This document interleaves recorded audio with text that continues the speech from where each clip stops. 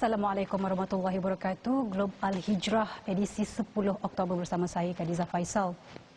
Suhu keselamatan di Afghanistan nampaknya semakin meningkat di mana dalam tempoh seminggu ini sahaja puluhan rakyatnya terkorban dalam 2 insiden letupan yang menyasarkan masjid. Tragedi itu memburukkan lagi situasi di negara itu yang kian dihimpit krisis ekonomi, malah diselubungi ketakutan jika insiden seumpama itu berulang. Insiden letupan di lapangan terbang Kabul 26 Ogos yang mengorbankan ratusan nyawa menjadi tragedi pertama dalam episod pemerintahan Taliban selepas mengambil alih Afghanistan. Ketika kerajaan Emiriyah Islam itu komited dalam merangka hala 7 negara selepas kejatuhan kerajaan dahulu, usaha itu kini berdepan onak duri, khususnya ancaman Daesh. Selang sebulan selepas itu, Masjid Idgah di Kabul pula menjadi sasaran seterusnya ketika orang ramai berkumpul di masjid berkenaan bagi menghadiri solat dan doa bagi Allahyarham ibu kepada jurucakap Taliban Zabihullah Mujahid. Insiden letupan ini seolah-olah dirancang secara spontan kerana melibatkan individu penting dalam Taliban. Belum reda lagi situasi, serangan lebih dahsyat pula menimpa sebuah masjid Syiah di Khan Abad, iaitu di ibu negara Kunduz yang terletak di utara Afghanistan. Angka kematian akibat serangan bunuh diri itu meningkat kepada 100 orang dan Daesh Khorasan mengaku bertanggungjawab. Rentetan serangan berkenaan, koresponden TV Al-Hijrah Said Azwan Said Ali yang kini berada di Afghanistan menggambarkan situasi keselamatan di negara itu berada dalam keadaan tidak stabil. Insiden itu telah membuktikan bahawa keadaan keselamatan di Afghanistan juga sebenarnya berada dalam keadaan yang relatifnya tidak stabil. Bagaimanapun di Kabul keadaannya agak berbeza dengan kehadiran tentera Emiriyah Islam Afghanistan yang banyak kat sini. Dan kalau kita tengok keadaan rakyatnya masih macam biasa, iaitu berjalan seperti biasa.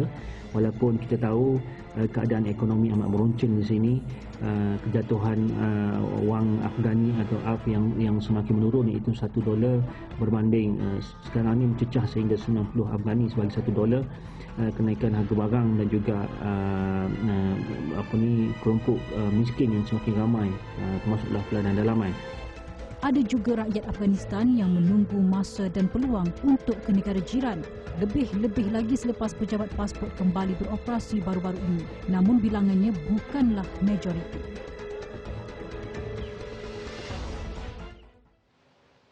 Afghanistan yang sebelum ini berdepan krisis ekonomi gara-gara rasuah kini lebih tertekan dengan kejatuhan mata wang, kenaikan harga barang selain sekatan Amerika Syarikat terhadap Reserve Bank Pusat bagi Afghanistan berjumlah $9.5 bilion. Bagaimana rakyat Afghanistan mahu meneruskan hidup jika tiada wang, malah tidak mampu untuk membeli barang keperluan? Anda ekonominya akan pulih sekalipun dalam jangka masa berapa lama? Sekatan Amerika Syarikat terhadap Reserve Antarabangsa Afghanistan benar-benar memberi kesan kepada mereka. Jangan kata beli barang mengikut kehendak, mahu beli tepung dan beras sekalipun berfikir 2-3 kali. Mana tidaknya, harga naik berganda-ganda. روزگار مردم بسیار خراب و به می حالت است. خب تحریم امریکا سو مردم هم بیکار و پولام در بانک ها قید و بی اندازه غریبی آمده. Nasib peniaga juga sama. Mana mungkin mereka menjual dengan harga murah jika dari peringkat bekalan pun harganya sudah tinggi. Jika rakyat tidak mampu membeli, dari mana hasilnya keuntungan? Barang tidak terjual, kerugian pula yang peniaga tanggung.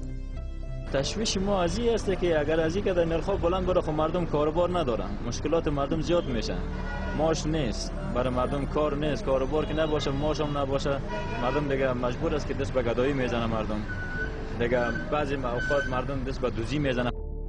Lebih terdesak apabila ada yang sanggup menjual perkakas rumah demi sesuap makanan, bahkan sebagai modal untuk ke negara jiran. Ketika ini sekitar 3,000 hingga 4,000 rakyat Afghanistan merentas sempadan ke Iran dalam tempoh sehari kerana bimbang dengan krisis ekonomi yang dihadapi Afghanistan. Namun melihat kepada situasi terkini di Kabul, majoritinya mahu tinggal di negara ini dan berharap dapat menjalani kehidupan seperti biasa. Mereka tidak boleh bersendirian. Kestabilan Afghanistan amat bergantung kepada bantuan serta sokongan negara luar sekaligus mengakhiri kemelut ini.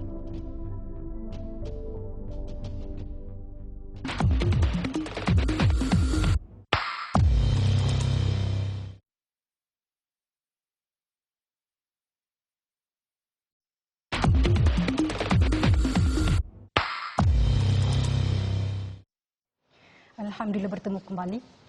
Satu persatu ujian yang dihadapi rakyat Afghanistan selepas perang 20 tahun dengan Washington tamat, mereka hanya mahu negara di bawah pimpinan Taliban menerusi kerajaan Emirat Islam. Tapi nampaknya jalannya tidak mudah. Majoriti rakyat Afghanistan meletakkan kepercayaan penuh kepada kerajaan Emirat Islam agar urus tadbir kembali ke landasan yang tepat.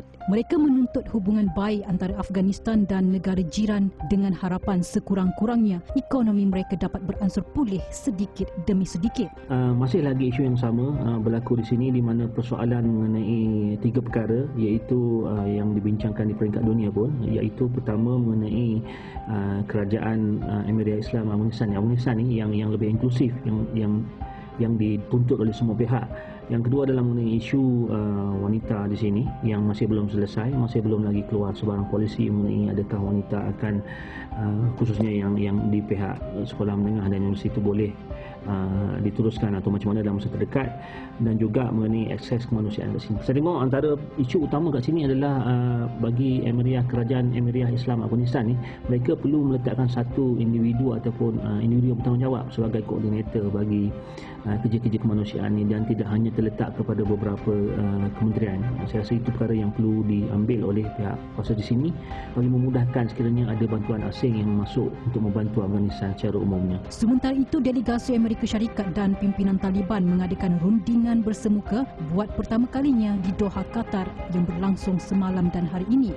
Memetik Al Jazeera, pemangku Menteri Luar Taliban Mullah Amir Khan Muttaqi berkata, fokus utama delegasi Afghanistan ialah bantuan kemanusiaan serta desakan kepada AS untuk menarik balik Sekatan Rizab Antarabangsa milik Afghanistan. Sekatan AS itu antara sebab utama kerajaan tidak mampu membayar gaji penjawat awam serta peningkatan kadar pengangguran. Namun desakan itu belum mendapat reaksi dari AS. AS dalam masa sama tidak mengiktiraf kerajaan baharu Afghanistan, sebaliknya menuntut kerajaan yang inklusif serta hak terhadap wanita. Mudah-mudahan ada sinar di hujung lorong buat Afghanistan.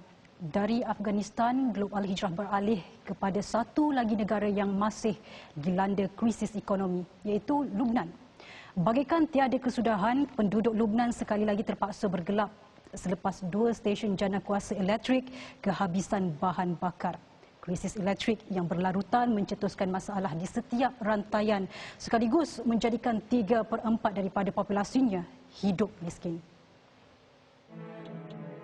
Stesen jana kuasa Al-Zahrani dan Deir Ammar berhenti beroperasi selepas bekalan diesel terputus menyebabkan pengeluaran tenaga menurun ke bawah 200 megawatt. Jika bekalan elektrik terputus, bagaimana peniaga mahu meneruskan perniagaan? Bahkan hospital juga mungkin sukar untuk beroperasi. Krisis bahan bakar itu juga sebelum ini pernah menyebabkan gangguan bekalan air akibat kekurangan diesel. Kesudahannya, rakyat yang terpaksa berbelanja lebih kerana tiada pilihan selain mendapatkan akses bekalan dari syarikat swasta meskipun mahal. Krisis bahan bakar di Lubnan bermula pada 11 Ogos lalu apabila Bank Pusat memutuskan untuk berhenti mengimportnya dengan nilai pertukaran sebanyak 3,900 lira ke dolar. Mengikut jangkaan, sektor elektrik di Lubnan memerlukan kos sekitar 1.6 bilion dolar, meliputi 3% dari perbelanjaan awam negara. Selama 2 tahun, Lubnan mengalami krisis ekonomi terburuk dalam sejarah modennya kerana kekurangan bahan bakar, perubatan dan komoditi asas dan mata wang. Laporan itu tadi mengakhiri Globe Al-Hijrah. Layari alhijrahnews.com untuk lagi laporan berita pilihan dan eksklusif. Saya Khadijah Faisal. Assalamualaikum warahmatullahi wabarakatuh dan selamat malam.